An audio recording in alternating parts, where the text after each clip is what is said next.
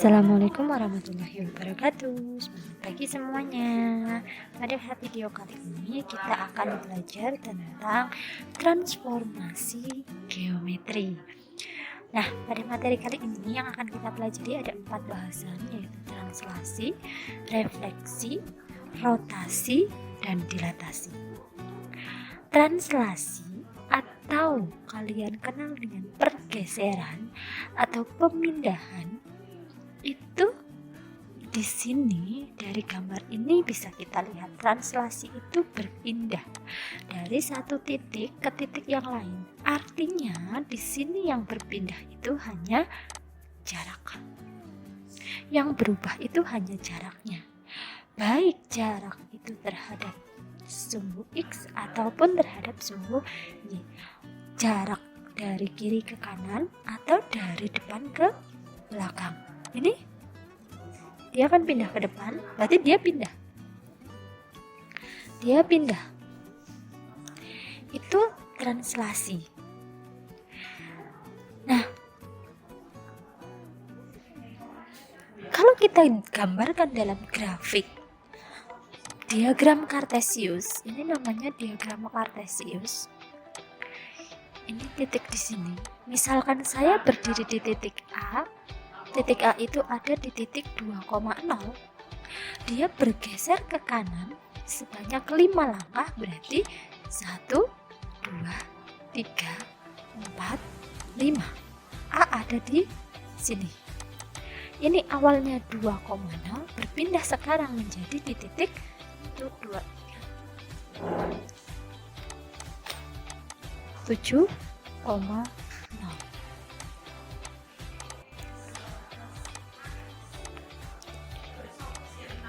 Sorry, ini 3. Dia tidak berubah. Kemudian ada lagi, misalnya saya berdiri di titik sini, yaitu di titik min 1, min 2, 3, min 4, min 5, min 6. Itu 2. Berarti di titik min 6,2.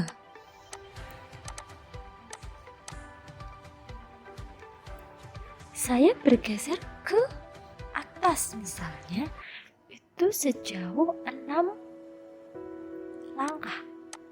1, 2, 3, 4, 5, 6. Berarti kan yang berubah di sini nilai Y-nya. Dan di sini yang berubah nilai X-nya. Ya kan?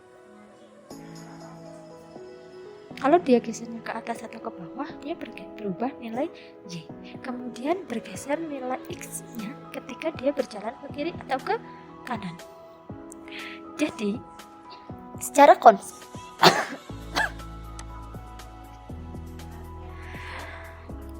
jika kamu berdiri di suatu titik, maka titik bayangannya itu atau A aksennya itu ada di pertambahan. Misalnya ini adalah A itu X, Y, kemudian ditranslasikan sebanyak A, B, maka bayangannya itu ada di X plus A, Y plus B.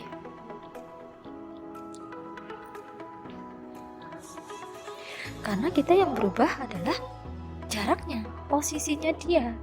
Dilihat dari sumbu X dan dilihat dari sumbu Y. Contoh lagi, misalnya saya punya titik di sini A, berarti kan di sini ini kan 9,4. Ditranslasikan oleh titik 3,2. Berarti 3 itu punyanya X. Dia berjalan 3 langkah, 1, 2, 3, 2, 1, 2. Dia ada di sini, yaitu di titik 11,6. Itu yang disebut sebagai translasi. Contoh translasi dalam kehidupan sehari-hari adalah perpindahan jarak. Atau perosotan. Kamu main perosotan, itu disebut sebagai translasi. Ini kalau dalam bentuk umum. Ini bentuk A misalnya. A itu X, Y. ini dalam bentuk matriks ditranslasikan oleh A, B menjadi A aksen X ditambah A, Y ditambah B, di mana A, B itu adalah titik translasi. Contoh, seorang pedagang berada di titik 2,0, kemudian dia berpindah, ya, dia berpindah sejauh 3 satuan, 3 langkah ke kanan dan 2 langkah ke depan. Misalnya 3,0. Nanti di sini. Dia berjalan sejauh 2 langkah, 3 langkah ke kanan, 1, 2, 3. Kemudian 2 langkah ke depan. Berarti 1, 2. Berarti nanti dia ada di posisi 6,2. Dengan kata lain, A awalnya adalah 3,0 ditranslasikan oleh 3,2 menjadi A aksennya adalah 3 tambah 3,0 tambah 2. A aksennya adalah 6,2. Itu translasi. Gampang ya? Kalau translasi itu gampang. Nah, itu bisa kita dalam bentuk matriks. Bentuk matriksnya seperti apa? Kita tahu bahwa identitas suatu matriks itu adalah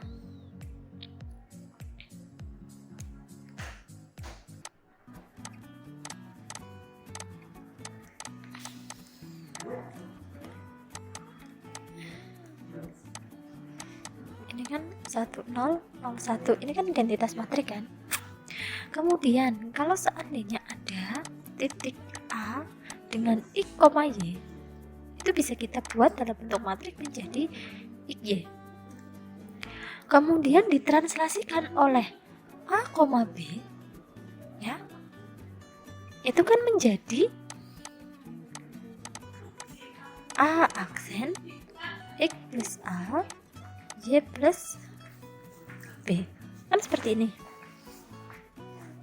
Ya tidak, atau A aksennya bisa kita tulis X aksen, Y aksen.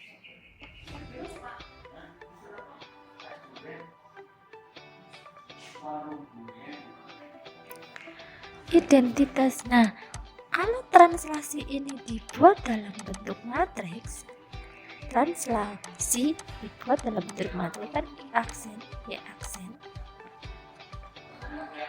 Nah kan hasil translasinya kan A aksen, kalau X aksen, Y aksen. Identitasnya 1001 dikalikan dengan XY ditambah dengan A, B. Itu disebut sebagai translasi. Contohnya,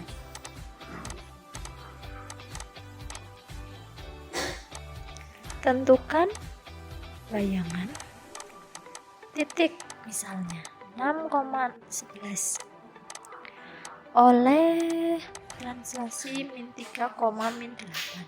Yo bang, gampang ya jawabannya. Ini gampang. Berarti andaikan titik ini adalah A, kemudian ditranslasikan oleh A, B, maka bayangannya adalah 6 ditambah min 3, 11 ditambah min 8. Sehingga bayangannya itu adalah titik 3,3. Itu seperti itu. Itu yang disebut sebagai translasi. Saya rasa gampang kalau translasi.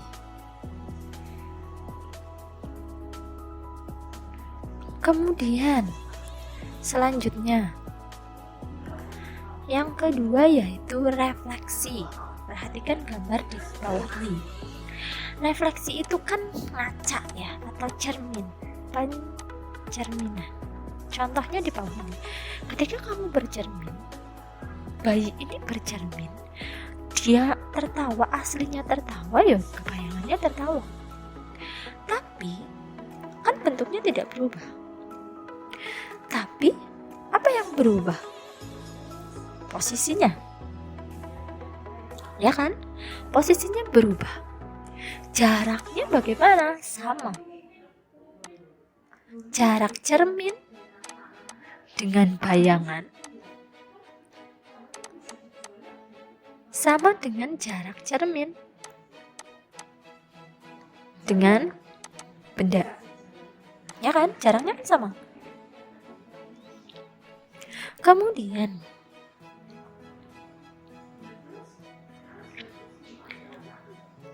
bentuknya berubah tidak? Tidak. Bendanya kongruen? Tidak kongruen. Tapi posisinya dia berbeda.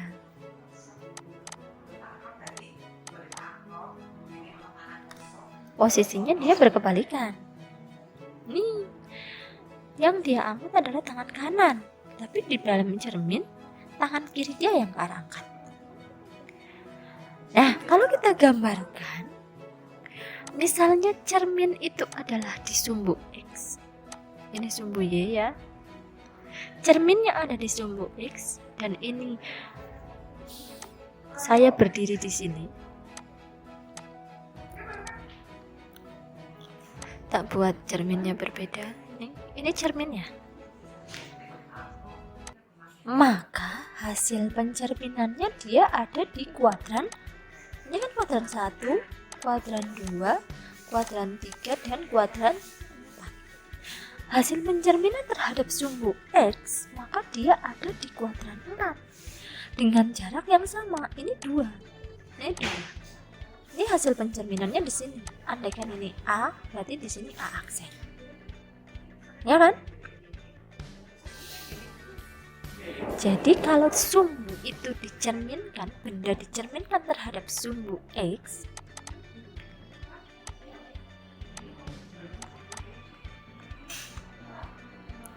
yang berubah adalah nilai Y-nya. X-nya bagaimana? Tetap. Jika ada A itu adalah X, Y dicerminkan terhadap sumbu X, maka A aksennya, posisinya, X-nya tetap, Y-nya adalah minus.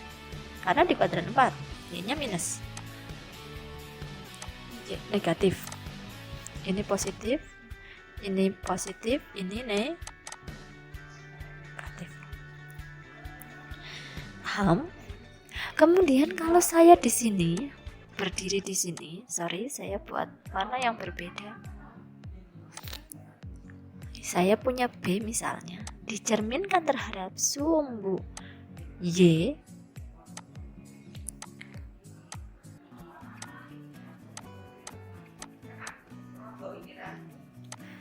misalkan B, Y, berarti kan bendanya ada di kuadran 2.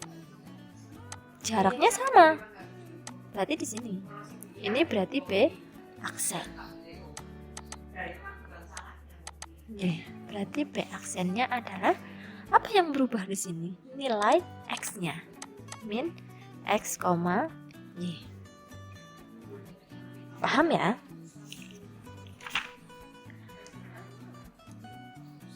Kalau seandainya saya punya lagi misalnya warnanya merah, ini tak hapus dulu.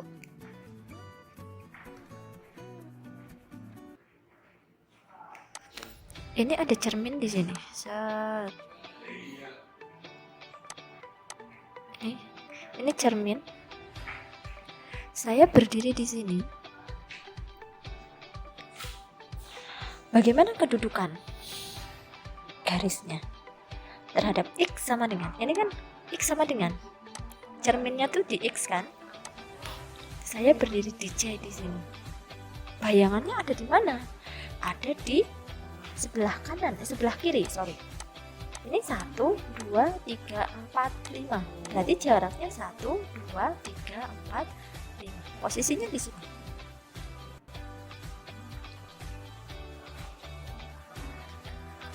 Ini ada di mana? 1, 2, 3, 4, 5. Oh, ternyata kalau dicerminkan terhadap X sama dengan H, misalnya C itu adalah X, Y, maka C aksennya itu ada di 2X min H.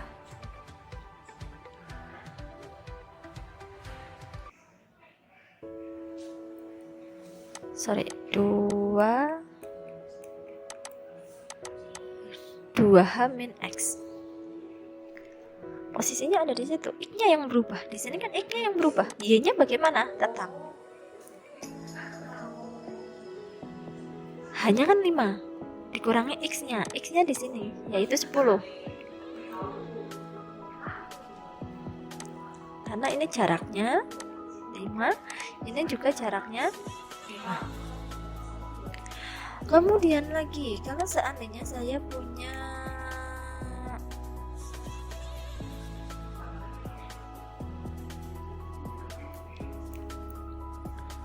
cerminnya di sumbu Y,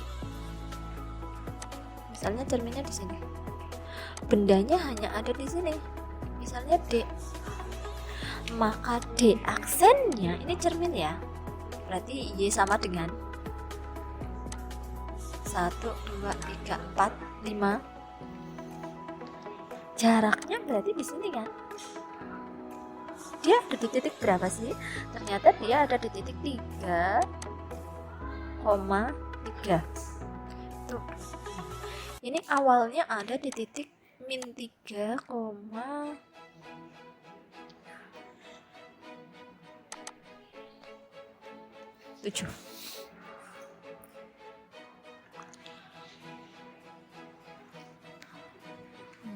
Maka Y, D aksen terhadap ini X sama dengan H, ini Y sama dengan K misalnya, D aksennya itu adalah 2 kali dari Y, 2 kali dari cermin. Titik cerminnya di 5, berarti 2 kali 5 dikurangi 7. 2 kali K dikurangi, itu kan posisinya di Y. X-nya tetap X, 2 kali K dikurangi Y. Itu yang terjadi di dalam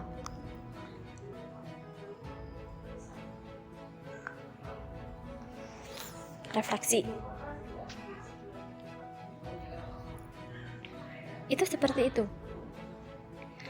Dan itu bisa kamu selesaikan, bisa kamu gambarkan dalam bentuk, kalau dibuat diagram seperti ini kan lebih gampang. Nah, sekarang kalau misalkan saya punya soal,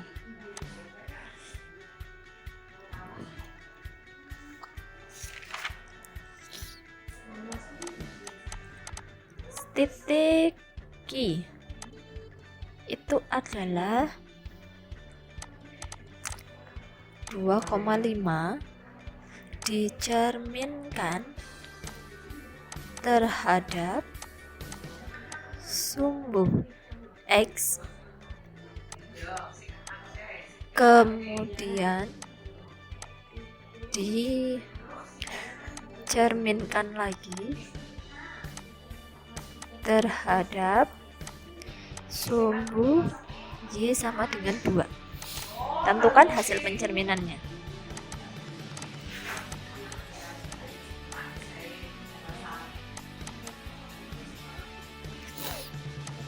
Kalau kita gambar, ini gambarnya. Nih. Anggaplah benar ya. 1, 2, 3, 4, 5.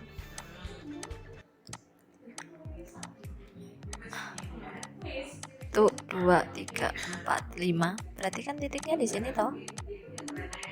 Kalau digambar itu lebih gampang. Di sini titiknya, misalnya Q dicerminkan terhadap sumbu X, berarti sumbu ini, maka jaraknya sama. Ini jaraknya 5, berarti di bawah juga jaraknya 5.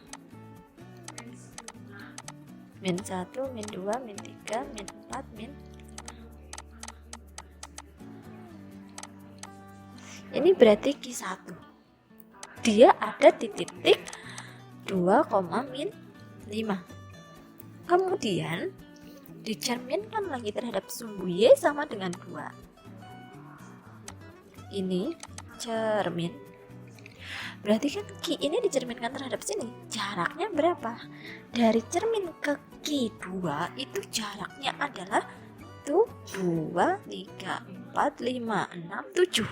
Maka dari cermin ke Q2 jaraknya juga 7. 1, 2, 3, 4, 5, 6, 7.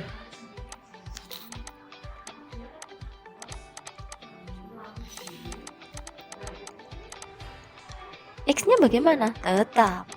Di sini ada lagi 2. Maka dia ada di posisi 2,9. Hasil pencerminannya yaitu 2,9. Kita buktikan dengan rumus yang sudah ada tadi. Misalnya Q sama dengan 2,5 dicerminkan terhadap sumbu X menjadi Q aksen, yaitu 2,-5. Kan rumusnya begitu. Kemudian Q1 itu 2,-5 dicerminkan terhadap sumbu Y sama dengan 2. Q aksen double adalah 2 kali 2 dikurangi min 5. Berarti Q double aksen adalah 2,4 tambah 5, 9. Sama kan? Itu kalau digambar. Tapi tidak semudah itu teman. Untuk menyelesaikan soal ini baru konsep dasar dari transformasi geometri. Nah, setelah itu lebih jelimetnya lagi, sudah dicerminkan, dirotasikan, ditranslasikan, didilatasikan. Itu yang disebut dengan sebagai komposisi transformasi. Nah, sampai di sini ada yang mau ditanyakan? Itu materi dasar tentang transformasi geometri, terutama bagian dilatasi dan refleksi. Materi kali ini cukup sampai di sini. Terima kasih yang sudah bersedia menonton. Mohon maaf kalau ada yang keliru. Sampai jumpa dan wassalamualaikum warahmatullahi wabarakatuh.